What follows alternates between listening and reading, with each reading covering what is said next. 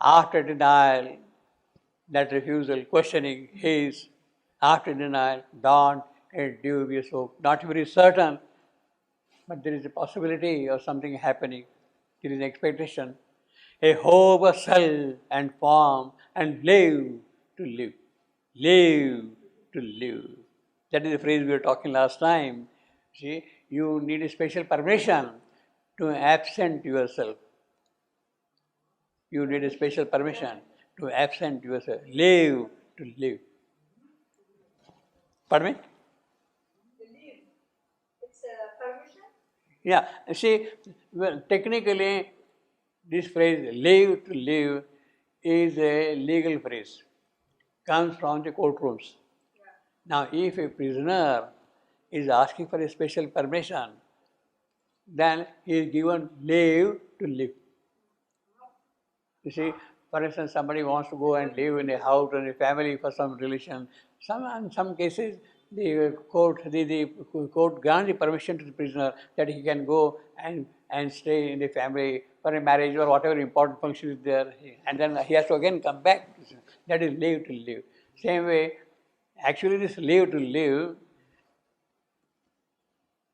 is a kind of an experience Shivantu had when he was in Alipur jail.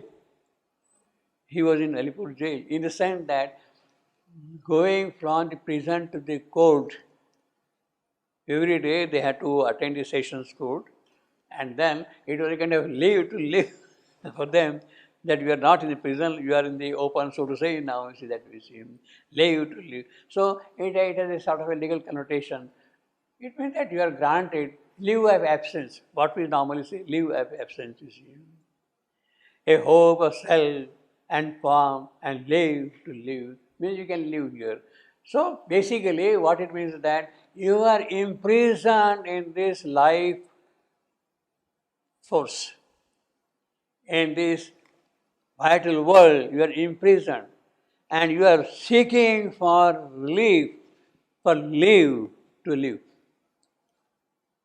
You are trapped in the life force and you want to kind of live for that. So you come out for a while, so to say, from that region. And the birth of that which never yet could be, which never yet could be. Now he says, and the birth of that which never yet could be. Well, it is all right, it could never be yet. It does not mean that it will never be so. That phrase keeps it open. Today, until now, it could not be. But that does not mean that it cannot live further. And the birth of that which never yet could be, the joy of the mind, Cesar, the heart's joy, grace of the unknown, and hands a sudden surprise, and a touch of sure delight in sure thing. Well, these are the kind of expectations, these are the hopes, and this is what we are, this is what you want to live. And for that, what you are getting today is only live to live. You are not living fully, but you are only getting a live to live in this museum. A grace of unknown hands, a sudden thing, and a touch of sure delight in unsure thing. To a strange, uncertain track, his journey came. Uncertain, because it's all vague, still uncertain. He does not know what is going to happen. Where consciousness played with unconscious self. The birth was an attempt or episode. Well, it was just an incident, so to say, until now, you see. Well, because, see, we have seen earlier, it is a doll, it's a puppet. The being is a puppet, being put here and there. So it is now making kind of a move further for freedom. And birth was an attempt, an episode. A charm drew dear that could not keep its spell. Well, the charm is there, but it is not able to hold it on, you see. An eager power that could not find its way. A chance that chose the strange arithmetic. A chance that chose the strange arithmetic. What is the arithmetic it is making? He'll tell you shortly. The chance that chose the strange arithmetic, but could not bind with it the forms it made. The chance has created form, but it is not able, because see, the form is created by chance. It means that the chance, by chance itself, the form can get different forms, different shapes, can even disappear. If it has appeared by chance, it can also disappear by chance. There is no kind of a guarantee that will hold on. If something has appeared by chance, it means that there is a chance of it disappearing also. A chance, a chance that chose a strange arithmetic chance. Basically, this metaphysics belongs to the Western type, Western thought. It is not the Indian thought. It is not the Indian thought. The classical Indian thought does not really talk of chance. It does not talk. It talks of certain things happening definitely. But the Greek philosophy, chaos, chance, they are all typical of the Western philosophy, you see. A chance, Shivantu of course knew both very well, the Indian and the Western, particularly the Greek philosophy and Greek thought. So he uses that thing very freely. A chant that chose a strange arithmetic. What is a strange arithmetic? But could not bind with its form, its made. The strange arithmetic. A multitude that could not guard its sum, which less than zero grew. The sum has become less than zero, and which can become more than one. That is strange arithmetic. That is a strange arithmetic, you see. So you can't explain it. He has already said it is a strange arithmetic. That there is a sum which can become less than zero, which can become more than one. You see. What it means that the chance has created something which is very, very negative. Less than zero means very negative. Very negative. You see, minus 30 degrees centigrade. You see, minus means less than zero. More than one, positive. It's not just plus zero. It is not just below zero or above zero. It is more than one. You have already entered into positive, but it can become even more than that, you see. So that is a strange arithmetic which is being worked out by chance. By chance. Arriving at a large and shadowy sense that cared not to define its fleeting dream. Large and shadowy sense, well, still the shadow is there, uncertainty is there, that haze is there, the dubiosity is there, dubiousness is there. Life labored in a strange and mythic air. You see again, strange chance, you have got here strange arithmetic, you have here strange and mythic air. See? Strange and mythic air.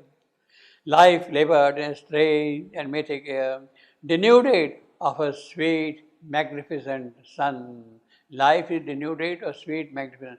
Life has entered into matter and lost contact with her own sun, with her own lights of illumination. In worlds imagined, never yet met true. Well, you imagine all beautiful things, lovely things, sweet things, happy things, and whatnot. You imagine all those things. Words imagined, never yet met true, but they have not become factual. They have not got realized here. A lingering glimmer on creation's world, one strayed and dreamed and never stopped to achieve. To achieve would have destroyed that magic space. Obviously. See, you are in a world of imagination, you are living in a huge big palace and whatnot and whatnot and whatnot, but when you come down to reality, you are living in a small little house. So, means it is good as long as you are there. If you come down, if you destroy that imagination, you fall down. To achieve would have destroyed that magic space. The marvels of a twilight wonderland, full of beauty, strangely, vainly made. A surge of fanciful, this is the description of that imagination. The marvels of twilight wonderland, full of beauty, strangely, vainly made. A surge of fanciful realities, dim tokens of splendor, sailed above. Awoke the passion of the eyes of desire. Awoke the passion of the eyes desire. So eyes have desire. Eyes have desire. What kind of desire? Eyes have the desire to see things, to see beautiful things, to see happy things, to see lovely things. That is the desire of the eye. The sight longs for those kind of things. Same way, you can also say the ear's desire. What is the ear's desire? Your desire to listen to beautiful music, happy music, sweet music, loving music, elevating music. That is the ear's desire. Nose, perfume, fragrance, taste, touch. They have got their own desires in their sense. So here he has given an example of eyes desire, compelled belief on the inanimate thought and drew the heart, but led it to no goal because it is still an imagination.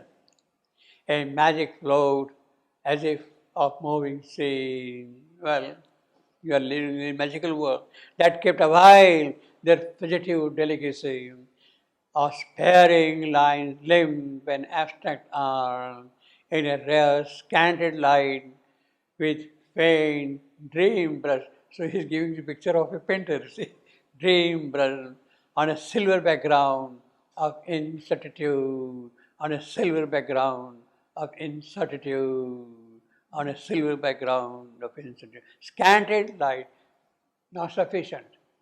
We just become small, scanted light or sparing lines limned when abstract art. So it's a picture of a magical world, see that way. A magic flow as if of moving scene that kept their fugitive delicacy, fleeting moving, or sparing lines limned when abstract art in a rare scanted light with faint dream burn on a silver background of incertitude, an infant glow of heavens near to morn, infant glow. So this imagination, this thing itself is actually the early beginning. Towards what? Towards the greater morn, the truer life coming into picture. See. A fire intent conceived but never lit, caress the air with ardent hints of day, caress the air, caress the air with ardent hints of day.